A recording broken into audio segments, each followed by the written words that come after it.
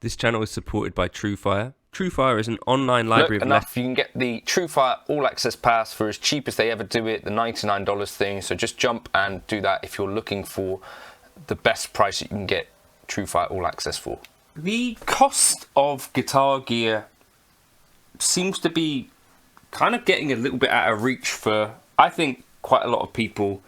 Like, in some regards, if you're someone who's got a family, if you've got a job, if you're doing real life stuff, I do totally get, you know, where some people have been looking at like the price of the new Helix Stadium XL, and they looked at it and it's like $21.99, and they're thinking that's actually difficult to justify in my circumstance.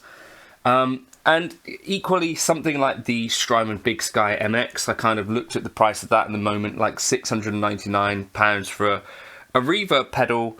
And I think really what I wanted to try and explore in this video was this idea that maybe the Flagship is something that a real pro might use, or you know, if you're doing like a lot of gigs or something like that, or if you're someone who's a real kind of gear like early adopter, the Flagship is the top of the, you know, what a company offers. But necessarily what tends to happen is that over time those learnings get kind of spread into cheaper products, which I think there's a lot of benefit in. And also this idea that older gear does not overnight start sounding worse. Changes, especially in digital modeling, will be incremental, and digital, you know, signal processing, and you're not generally, I think, seeing a huge step up every single time like a new piece of gear comes out. Why that it's probably okay if you don't buy the most expensive reverb pedal or that next thing, like enjoying kind of what you've got already. And for myself personally, what I tend to use day in, day out, that sort of stuff.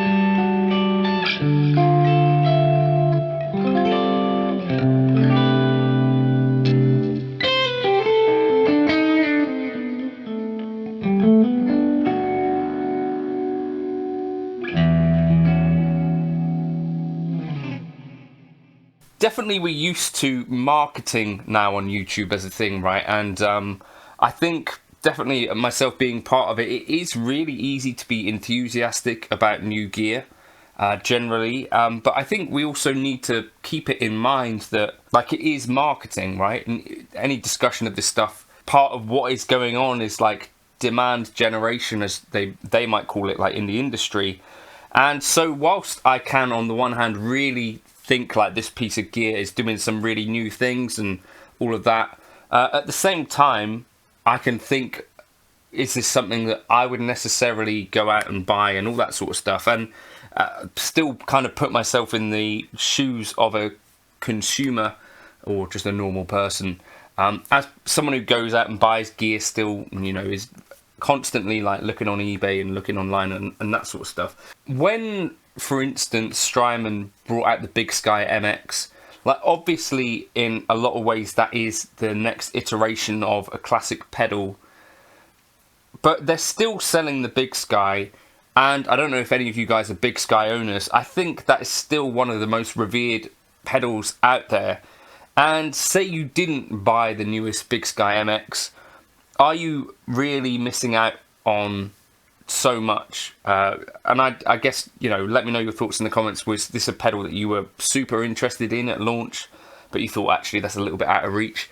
Similarly, the Eventide H90. Now the Eventide H9, I think now is around $450 sort of pounds. The H90, about 900, 850, 900, like a big step up in terms of price. And to be fair to these companies, I do think it definitely costs, especially when like a lot of the dev work is happening in America. These are going to be expensive pieces of gear, even if they are then made in Taiwan, China, or wherever they're made. Actually developing this new gear, I think is costly still, and inflation is a real thing. And so when you think about the original Big Sky, comes out in 2015, the actual price of the Big Sky MX, which reasonably has like more horsepower and stuff like that, it's about the same cost with inflation.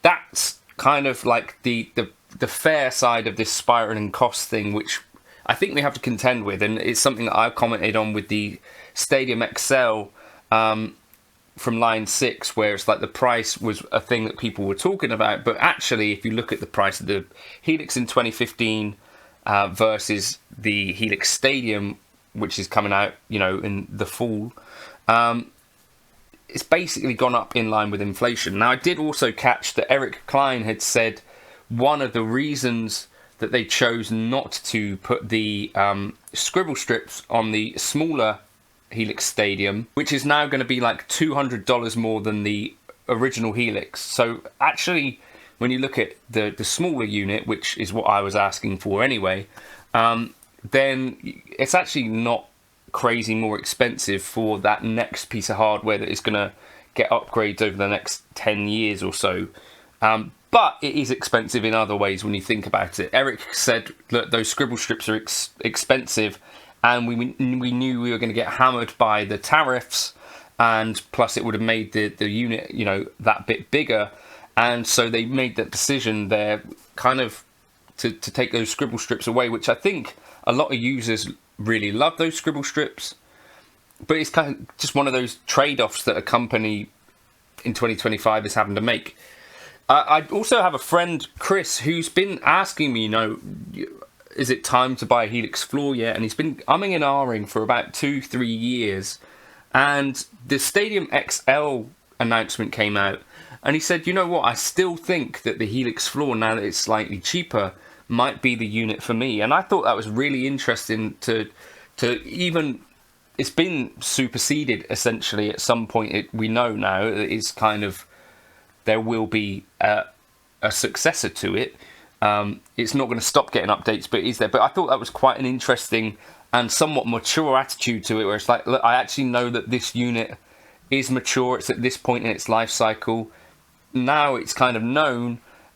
Actually, he felt more comfortable at that point, which was really interesting to me, and psychologically a little bit different to what I would have expected, which was I would have expected that really the Helix Floor at this point now would become mostly kind of a thing that wasn't going to be selling loads of new. But that was a flip side that I hadn't really expected. I had another conversation which was with an amp manufacturer yesterday, and I thought this was really interesting because I said it must be kind of difficult to work in this space in the amp industry, because you do a big launch and there's a certain amount of demand, and then you've got to actually build those amps, and this was what we were kind of discussing.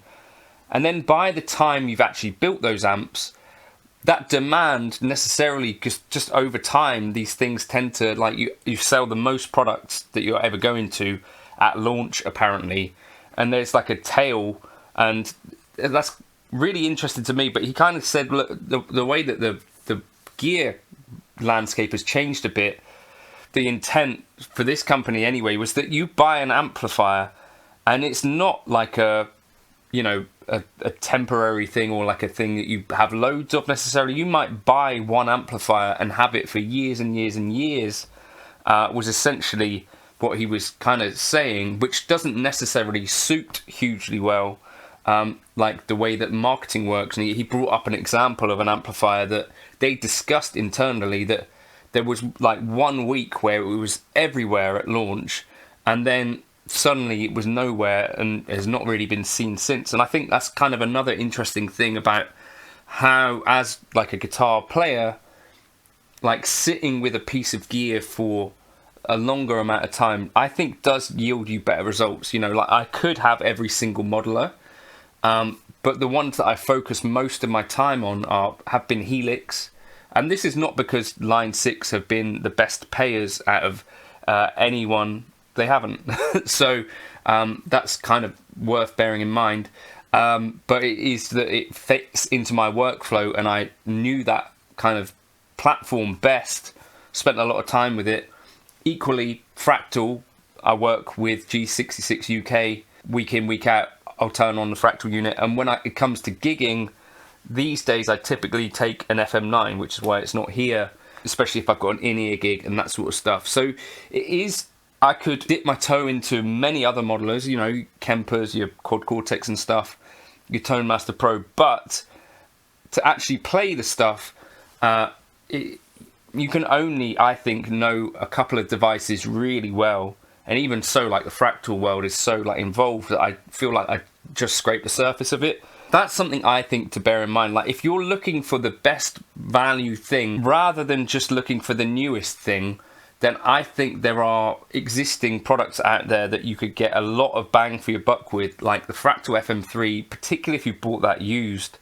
And this is kind of what I thought for a few years. Like if I was only going to buy one modeler and be happy with it from now till, many years down the line, I feel like Fractal would be the place for me, I think. But other people might have totally different opinions, and you feel free to share those in the comments.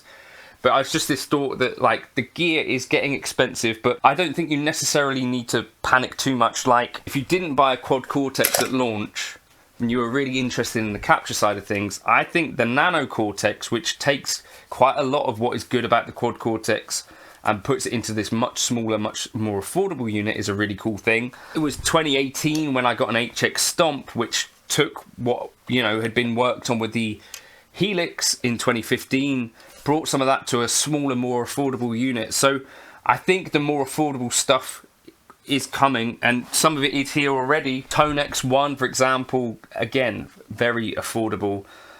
So I think, don't despair too much over some of this stuff.